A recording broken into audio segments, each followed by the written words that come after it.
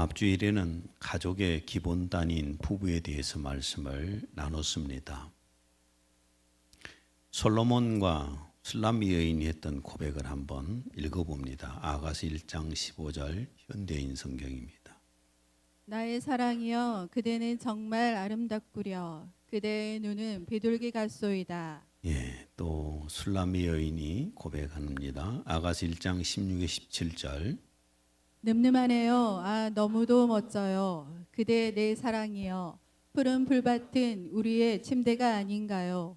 은은히 향내나는 송백은 우리 집 들보 든든한 전나무는 석가래라오. 부부가 이렇게 솔로몬과 술람미 여인의 고백처럼 할 수 있다면 얼마나 행복한 부부가 되겠습니까? 소원 거리가 멀어진 부부가 있다면 이번 기회에 더욱더 가까워져서 사랑과 존경을 할 수 있는 그런 부부가 되었으면 좋겠습니다. 가족의 시작은 남자와 여자가 결혼한 부부로부터 시작된다는 말씀을 전했습니다. 에베소 5장 33절 너희도 각각 자기의 아내 사랑하기를 자신같이 하고 아내도 자기 남편을 존경하라. 이렇게 가족의 시작은 남자와 남자, 여자와 여자가 아니라 남자와 여자가 결혼하여서 부부가 되는 것으로 가족이 시작이 되는 겁니다. 자, 그러면은 부부의 첫 번째 가족이 누구일까요? 부부가 되었습니다. 그럼 부부의 첫 번째 가족이 누가 될까요? 헷갈리지요? 대부분 다 자녀라고 그러네요. 대부분 다 자녀래요. 나이가 드신 분들도 자녀래요. 1절을 읽습니다. 자녀들아 주 안에서 너희 부모에게 순종하라. 이것이 옳으니라. 자, 십계명에서 하나님과 관련된 계명을 빼고 인간과 관계된 계명에서 제 첫 계명이 뭘까요? 첫 번째 계명이 부모님께 효도하는 것입니다. 출애굽기 20장 12절 내 부모를 공경하라. 그리하면 내 하나님 여호와가 내게 준 땅에서 내 생명이 길리라. 내 부모에게 공경하라. 그 다음에 살인하지 말라, 간음하지 말라, 도둑질하지 말라. 그러니까 살인한 것보다도 더 무서운 범죄가 부모님에게 불효하는 것입니다. 과거에 대가족 시대로 우리가 살았던 시절에는 부모님이 당연히 부부의 첫 번째 가족이었습니다. 잘 모르시겠어요? 10자식이 있어도 부모를 모시는 것을 가장 첫째로 생각했었던 것이 옛날 대가족 제도 때입니다. 그래서 대가족 시대 때는 씨족이 자자일촌이 함께 살기도 했고 부모님에게 효도하는 것이 사회와 가족 구성의 기본 단위였어요. 대가족 시대에는 부모님이 가족의 중심이었습니다.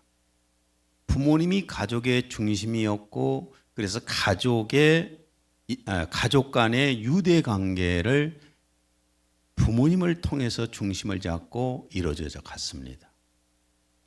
그런데 산업화가 되면서 핵가족 시대가 되었습니다. 그러면서 가족 관계가 가족의 순서가 바뀌었습니다. 지금 대부분이 다 가족이 첫 번째 가족이 누구냐 그랬더니 내 자식이다. 이렇게 표현을 하잖아요. 나이 드신 분들까지도. 이미 세뇌가 다 돼버렸죠. 세뇌가 돼 있어요. 핵가족의 개념은 부부 그리고 미혼 자녀만을 가족이라고 합니다. 결혼해서 가면은 그건 내 가족이 아니에요. 세상에서 그렇다는 얘기입니다. 지금 제 말씀은. 그래서 부부의 첫 번째 가족이 부모님이 아니라 자식이 되어버렸어요. 그리고 현실적으로도 사실 우리가 살아가는 이 사회에 현실적으로 볼 때에 자녀들이 부모님을 물질로 부양하기가 어렵습니다. 물질로 섬기기가 어려운 시대에 우리가 살고 있어요. 대가족 시대에는 자녀들이 5명이라면은 5명이 한 앞에 30만 원씩만 내도 150만 원이 되어서 부모님을 모실 수가 있었잖아요. 부모님을 섬길 수가 있었거든요. 그런데 지금은 한두 명입니다. 이제 우리 때부터 자꾸 한두 명씩 낳기 시작을 했잖아요. 그래서 한두 명씩이 태어났는데 한두 명씩이 부모를 섬기려면은 한 명, 두 명이 섬기려면 한 앞에 150만 원을 드리려면은 얼마씩 드려야 된가요? 75만 원씩입니다. 거기다 한 명 낳았으면은 150만 원. 거기다가 양가 부모 있겠습니까? 그렇게 되면은 경제적으로 얼마나 큰 부담이 있겠습니까? 부부들이 요즘 사회 생활은 그렇습니다. 예전하고는 달라요. 자기들 부부가 살기도 어렵게 살고 빠듯합니다. 물가는 높아져 가고. 그런데 자식들을 낳게 되면 그 자식들을 키우는데 돈이 얼마나 쏟아져 부어 들어갑니까? 그래서 부모를 경제적으로 지원하려고 하면은 굉장히 어렵습니다. 그러니까 이 사회가 부모님에게 효도하지 못하게 만듭니다. 그 다음에 효도를 못 받는 것은, 경제적으로 도움을 못 받는 것은 부모님들이 나라 말 듣고 국가 말 듣고 한두 명씩만 낳은 죄예요. 뭘 그렇게 착하게 말을 잘 들어갖고. 우리도 그랬습니다. 여기다가 2007년도에 노무현 정부 때에 호주제 폐지를 했습니다. 호주제를 폐지함으로써 가족 제도가 달라지고 가족의 유대 관계가 심하게 깨져버렸습니다. 좋은 점도 있었을 수도 있겠지요. 호주를 중심으로 가족이 구성되어 있던 것을 호주제라고 합니다. 그런데 지금은 달라졌잖아요. 그 당시에는 우리 때까지만, 그 이전만 해도, 노무현이 호주제 폐지하기 전까지만 해도 여자가 결혼을 하면은 여자가 호적을 파서 남자 가게에 입적을 함으로써 가족이 되었습니다. 그런데 호주제가 폐지됨으로써 어떤 일이 생겼냐면은 남녀 모두가 부모와 별도의 독립호적을 갖습니다. 대부분 속으로 좋지 않느냐 이렇게 생각을 하시겠지요. 여자는 시집을 가는 것이 아니라 남편과 독립을 하는 겁니다. 그래서 요즘은 출가애인이란 말을 안 씁니다. 출가애인이 아니에요. 서로 부모로부터 독립해 나와서 한 가정을 이루면서 호주가 됩니다. 그래서 성을 자녀들의 성을 아버지의 성을 따를 수도 있고 어머니의 성을 따를 수도 있고 어머니, 아버지, 양 부모의 성을 따를 수도 있고, 그러니까 아들은 박씨고 딸은 이씨고 양 부모의 성을 쓰려면은 박이씨가 되는 겁니다. 이게 우리 한국 지금 현재 그렇게 되어가고 있습니다. 이건 법적으로 허용된 거니까. 그래서 할아버지, 할머니는 가족이 아니고 친척이 되는 겁니다. 호주제가 폐지된 지금은 가족관계 증명서에 할아버지, 할머니는 가족으로 나타나지를 않습니다. 그러니까 대한민국 정부가 할아버지, 할머니는 가족이 아니라고 아예 법제화 시켜버렸어요. 법제화 시켜버렸습니다. 그리고 가족이 아니라고 법제화를 시켜놓고 5월 8일 날 어버이날이라고 정해가지고 뭐 효도해야 된다고 하는 건 참 이율배반적인 정책이에요. 요즘은 사촌끼리는 친인척이 또 아니에요. 또 알지도 못하고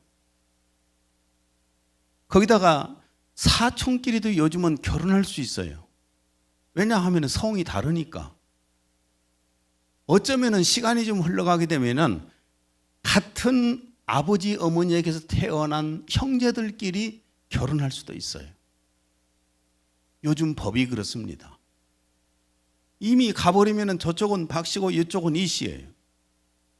어렸을 때 헤어져가지고 이혼하고 서로 살게 되는데 어떻게 해서 오빠하고 동생인지 누나하고 동생인지 이걸 알겠어요. 만나지도 않고 왼수되어 버리는데. 그러다 어느 날 만나서 둘이 좋아했어요. 나중에 보니까 형제예요.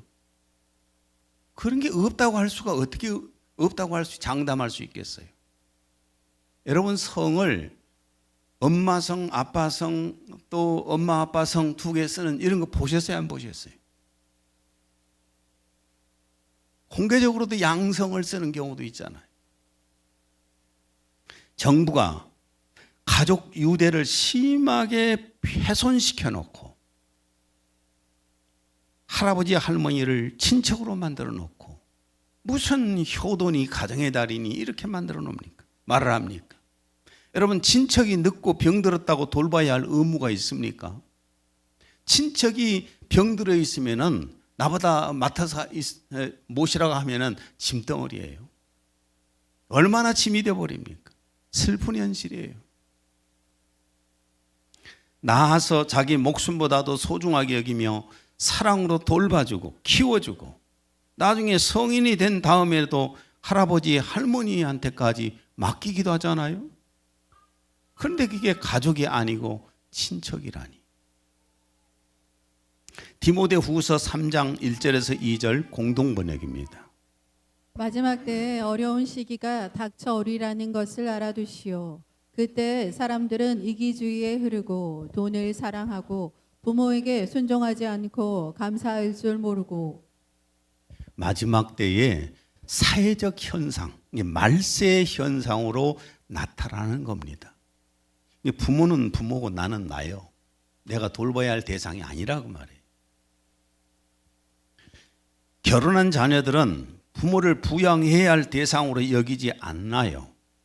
요즘은. 그렇지만은 재산 상속은 받으려고 피터지게 싸웁니다. 부모의 유산을 더 많이 상속받으려고 형제들끼리 피터지게 싸우는 거 얼마나 우리가 많이 봅니까? 누가복음 12장 13절 현대어입니다.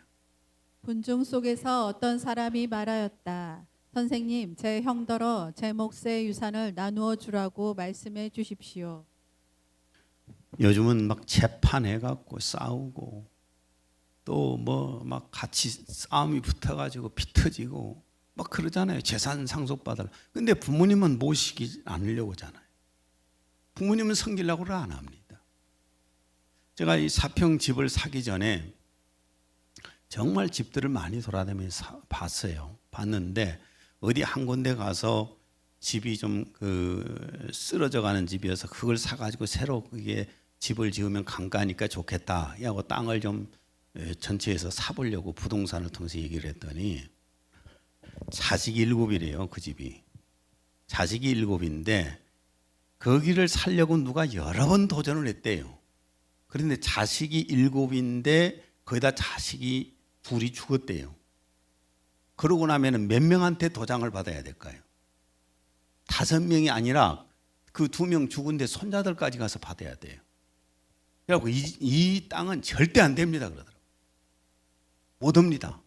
싸움이 붙하고 서로 가지려고 하는데. 요즘 그렇잖아요. 재산이 많은 부모가 돌아가시면 형제들이 재산 상속을 조금이라도 더 받으려고 재판을 하고 싸우고 이런 식으로 부모를 섬겼으면 얼마나 좋아요. 이런 현실이 현 세상의 국가에서 만든 법이고 사회 풍조입니다. 에베소 2장 2절 공동번역입니다. 여러분이 죄에 얽매여 있던 때에는 이 세상 풍조를 따라 살았고 허공을 다스리는 세력의 두목이 지시하는 대로 살았으며 오늘날 하나님을 거역하는 자들을 조종하는 악령의 지시대로 살았습니다. 마귀란 놈이 이 세상을 지배하면서 악령으로 이끌어가고 있는 세상이에요. 지금 이게. 이런 속에서 우리가 살아가고 있습니다. 인터넷에서 봤더니 재밌는 말들이 참 많아요. 대한민국 부모 중에 4대 병신을 얘기해놨어요. 뭐라고요? 대한민국 부모들 중에 4대 병신. 좀 가격한 말을 써서 죄송합니다. 첫째 병신. 그냥 인터넷에 나온 대로 지금 하는 거예요. 첫 번째 병신. 모든 재산한테 자식한테 다 주고 용돈 받아 쓰는 부모. 그게 1대 병신이에요. 그 다음에 2대 병신이 뭐냐? 재산이 아까워서 쓰지 못하고 갖고 있다 죽은 부모. 그래가지고 완전히 자식들을 왼수 만들어버리죠. 그 다음에 세 번째 병신. 자식들의 등살에 밀려서 손자를 키우는 부모. 넷째 병신이 자식들이 와서 자고 가라고 방 여러 칸짜리 넓혀가는 부모. 그 마지막 병신이에요. 자식들이 와갖고 어쩌다 명절 때 한번 와서 하룻밤 자고 가는데 불편할까 봐서 큰 집으로 가가지고 방 여러 칸 한다는 거예요. 그런데 안 와버려. 이게 보통이에요. 참나 이런 그 인터넷에 나와 있는 걸 보면서 좀 쓸쓸한 기분이 들더라고요. 또 인터넷에서 보니까 재밌는 글이 좀 귀감이 되는 글이 하나 있는데, 아들이 회사를 가려고 하는데 아버지가 나와가지고 아들한테 부탁을 하더라는 것을.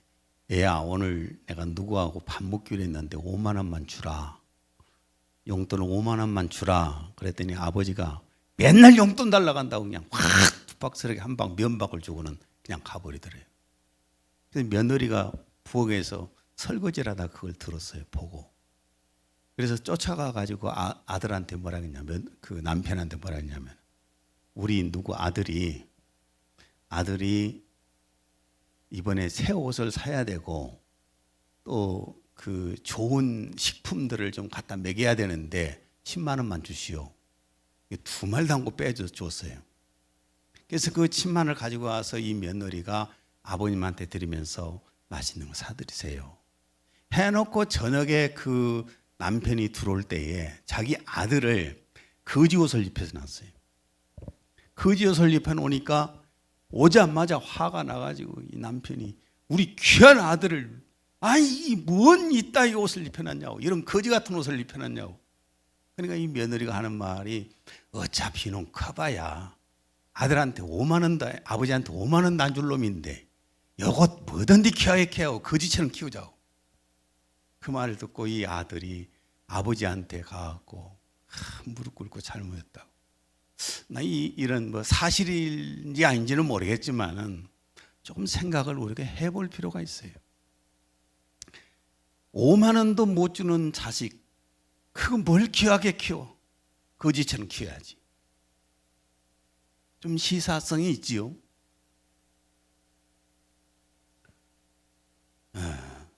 보건복지부가 얼마 전에, 몇 년 전에 발표한 내용을 보면은 부모를 학대한 주범이 누구냐? 아들이에요.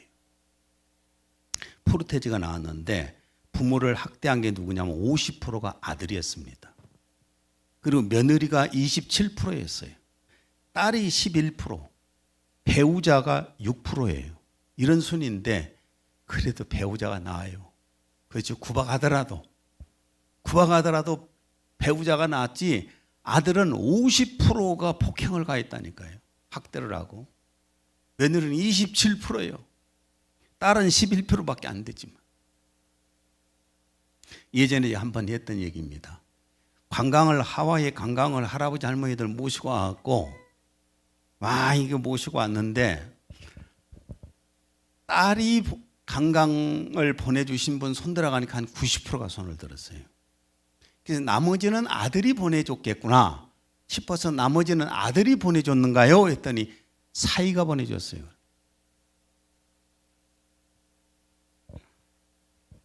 참 예전과 많이 달라졌지요.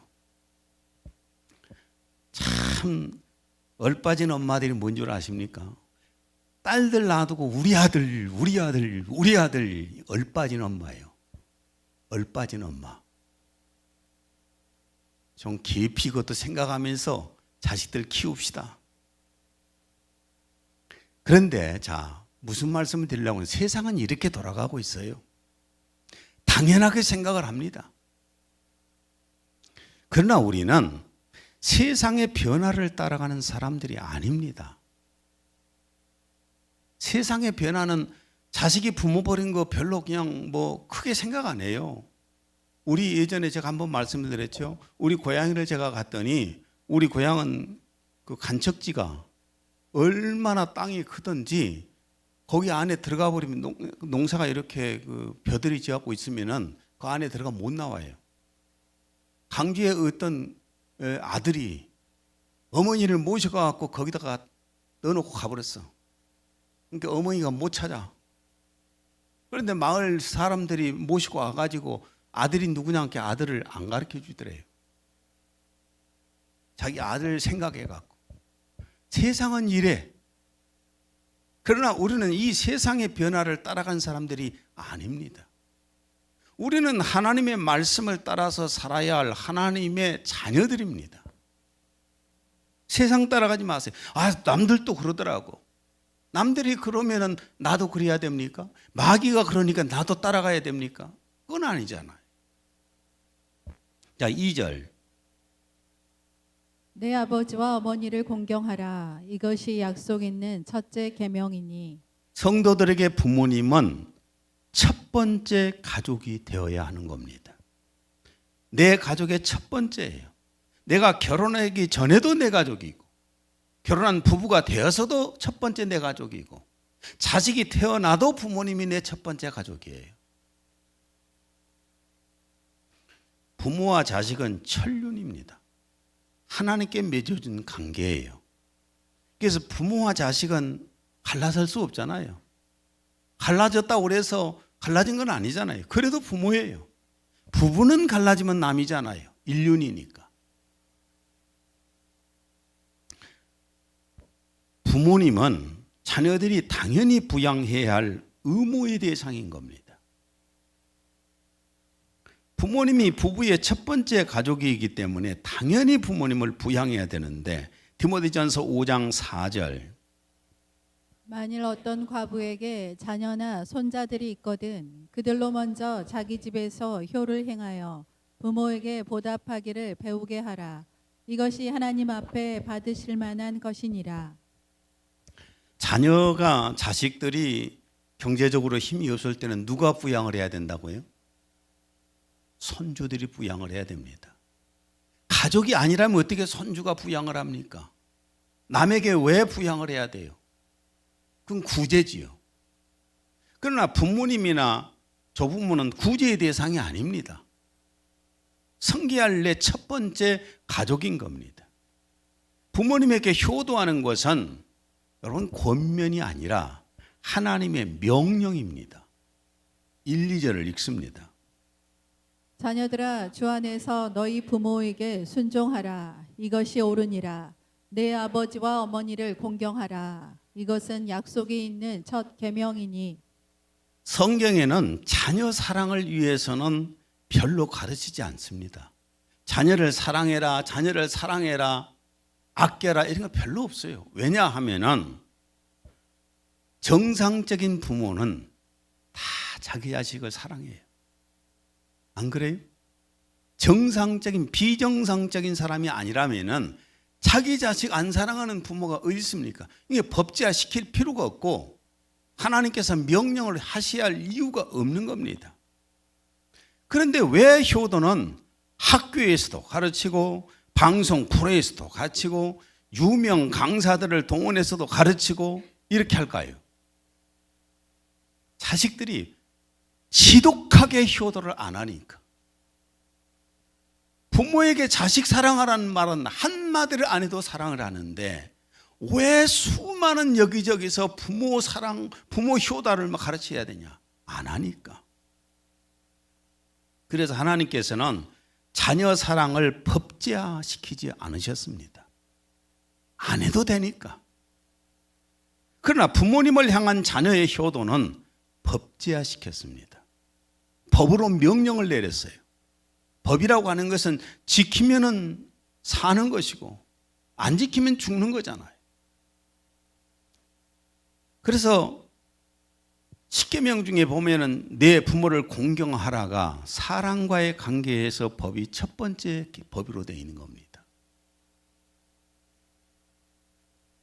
왜 이렇게 살인, 도둑, 간음, 강간 뭐 이런 것들보다도 부모님에게 효도해야 할 것을 법제화시켰느냐? 10자식들이 한 부모 모시지 않기 때문입니다. 요즘은 누가 그랬대요. 자식이 오히려 하나면은 부모님하고 잘 지내는데 자식이 많으면 핑퐁한대요. 이리 가라 저리 가라 이 가라 저리 가라 해가지고 결국은 어디로 갈까요? 요양병원으로 가죠. 핑퐁 막 하다가 요양병원으로 가.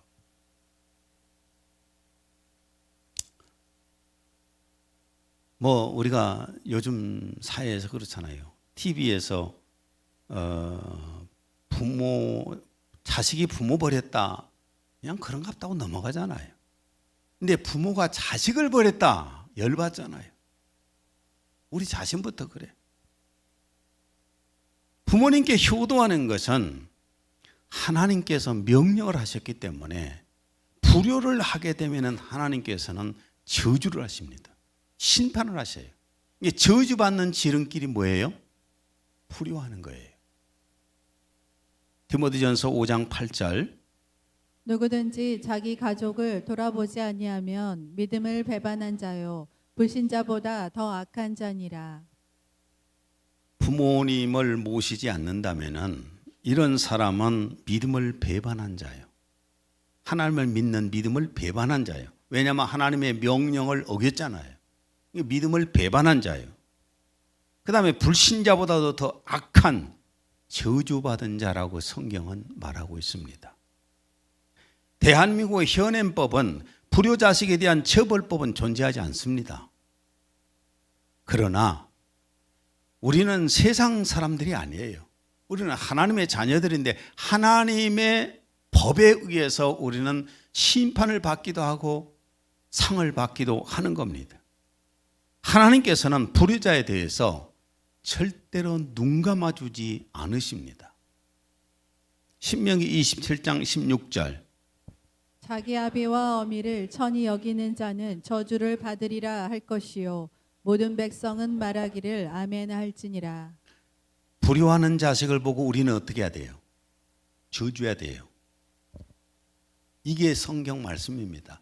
불효한 자식이 보이면 저주를 하라고요. 이게 성경 말씀이에요. 하나님께서 불효자의 처형 규정을 말씀해 주셨습니다. 신명기 21장 19절에서 21절 현대어입니다. 그의 부모는 그를 붙잡아 성문의 광장으로 끌고 가서 그 성읍의 장로들 앞에 세우고 그들에게 이렇게 공언해야 합니다. 이 녀석이 우리 아들인데 고집이 세고 반항만 하며 부모의 말을 듣지 않습니다. 방탕하고 술만 마시는 녀석입니다. 그러면 그 성읍의 온 주민들이 그를 돌로 쳐 죽여야 합니다. 여러분은 이렇게 하여 이스라엘에서 죄악을 척결하십시오. 그러면 온 이스라엘 사람들이 그 소문을 듣고 두려워하게 될 것입니다. 불효자식은 사람들 앞에서 일벌백계 해서 돌로 쳐 죽이라는 겁니다. 잠언 30장 17절 아비를 조롱하며 어미 순종하기를 싫어하는 자의 눈은 골짜기의 까마귀에게 쪼이고 독수리 새끼에게 먹히리라. 사형시키라는 그런 내용이잖아요. 예전에 조선 시대 때는 불효자를 마을에서 멍석머리 하는 그런 일이 있었지요. 대한민국의 현행법에 불효자식을 처벌하는 법은 없지만은 지금도 우리가 불효자식을 보고 축복하지는 않습니다. 속으로 다 그래요. 아이고 저 빌어먹을 놈의 자식. 험한 욕도 하잖아요. 사람들에게 계속 그런 말을 듣다 보면 이 자식이 제대로 되겠습니까? 그리고 그 불효자식이 잘못될 때 우리는 그럴 줄 알았다. 사필귀정이다 그러죠. 사람들에게도 불효자식은 결코 마음속에 받아들이지 않아요. 부모에게 효도하는 자식을 볼 때 우리는 가까이 하고 싶어지잖아요.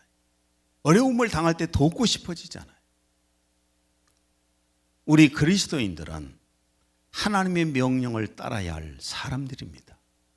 세상 따라가지 맙시다. 하나님 말씀을 따라갑시다. 그러면은 간단하게 부모님에게 효도를 어떻게 해야 할 것인가? 이건 뭐 정확하게 표현하기 어려워서 인터넷상에 나와 있는 부모님께 효도하는 방법이란 글을 제가 봤습니다. 직접적인 만남이 어려울 때는 전화나 문자로라도 자주 안부를 묻는 것이다. 이거는 부모님에게 꼭 했으면 좋겠어요. 전화라도 하든지 아니면 문자라도 좀 합시다. 진짜 하기 싫다는 표정들. 나는 우리 교회 성도들이 나한테 일주일에 한 번만 문자해 주면 좋겠어요. 전화는 안 해도 돼. 돈 들어가니까. 그 돈도 안 들어가는 문자를 나한테 건강하십니까? 안부 묻는 사람이 어쩌다 한 명씩 나와요. 한 달에 한 2번 정도. 그래서 목회할 맛이 안 납니다. 진짜로. 내가 아파 있어도 누가 전화 한 통 해본 사람도 없고 문자 한 통 하는 사람도 없어. 부모님에게 전화나 문자로 안부합시다. 또 시간을 내어서 부모님이 원하는 것을 함께 하는 것이 효도랍니다. 그 다음에 선물이나 용돈으로 사랑의 마음을 표현하는 것이 효도랍니다. 부모님의 대화 상대가 되어드린 것도 이것도 효도라는 거예요. 부모님 건강을 위하여서 건강검진, 건강식품 좀 사드린 것도 효도랍니다. 자신의 삶을 잘 살아야 부모님을 기쁘게 하는 것입니다. 그러니까 효도한다는 것을 한마디로 딱 정의하면 뭔 줄 아십니까? 부모님을 기쁘게 해드리는 거예요. 부모님을 기쁘게 해드리는 것이 하나의 효도예요. 부모님을 기쁘게 해드리는 것도 부모님마다 각각 경제적 형편이 다르잖아요. 어떤 부모님에게는 용돈을 드리면 엄청나게 도움이 되는 부모님도 있고 뭐 용돈 줘도 그렇게 큰 도움이 안 되는 경우도 있잖아요. 용돈이 도움이 크게 안 되지만 그러면 어떤 마음의 표시만 해도 되겠지요. 그러나 경제적으로 어려울 때는 경제적인 힘이 되어드려야 되겠지요. 또 각각 부모님의 성향이 다르잖아요. 낚시를 지도기 싫어하는 사람은 낚시도구 사드려봐야 뭔 소용이 있고 등산 다니기를 아주 싫어하는데 등산도구 사드리면 뭔 소용이 있어요. 부모님이 좋아하는 걸로 해드리는 것이 좋지 않을까. 인터넷상에 보니까 그렇게 되어 있어요. 그 부모님의 처한 그 상황이 다 각각 다르기 때문에 건강한 분에게는 건강한 대로, 병든 분에게는 병든 대로, 부부가 함께 살고 있는 부모님은 또 그대로, 또한 독거노인이 된 분에게는 또 그대로 각각 다르게 이렇게 효도를 해야 된다는 거예요. 이게 부모님이 가장 좋아하는 걸로 해드립시다. 치매 부모님이나 외상, 그러니까 와상, 밖에 그 침대에 누워 계시는 이런 부모님은 사실 온 가족을 불행하게 만듭니다. 온 가족이 불행해져요. 그런데 현대 우리나라는 복지시설이 참 좋습니다. 복지시설이 좋아서 시설 좋은 복지시설에 모시고 자주 찾아뵈면 좋잖아요. 그런데 가장 크게 효도할 수 있는 방법이 뭔 줄 아십니까? 부모님이 지옥 가지 않고 천국 갈 수 있도록 해주시고 또 천국 가서도 환영받는 사람으로 신앙생활 하게끔 해드리는 것이 가장 효도하는 거예요. 누가복음 16장 28절. 내 형제 5이 있으니 그들에게 증언하게 하여 그들로 이 고통받는 곳에 오지 않게 하소서. 지옥 간 부자가 한 겁니다. 부모님 천국 가실 수 있도록 해드립시다. 마지막으로 말씀을 드리면은 부모님에게 효도를 언제 해야 되는가? 치매 걸리기 전에 합시다. 치매 걸려가지고 있는데 부모님한테 무슨 놈의 효도요? 다 풀 떨어진다고 막 닦아줬다고 효도해요? 그 부모님은 몰라요. 밥을 먹여줬는지 뭐 해줬는지 부모님은 전혀 모른다고요. 자기 마음의 유한이 될 뿐이지요. 내가 이렇게 부모님께 효도했다 하고 자기가 유한을 가질 뿐이지 부모님의 효도는 안 해요. 부모님이 아셔야 되는데 치매에 걸리기 전에 부모님께 효도하자고요. 치매에 언제 걸릴지 모르잖아요. 나도 우리 부부가 둘 중에 한 명이 치매 걸려가지고 당신 누구요 할까 봐 겁나요.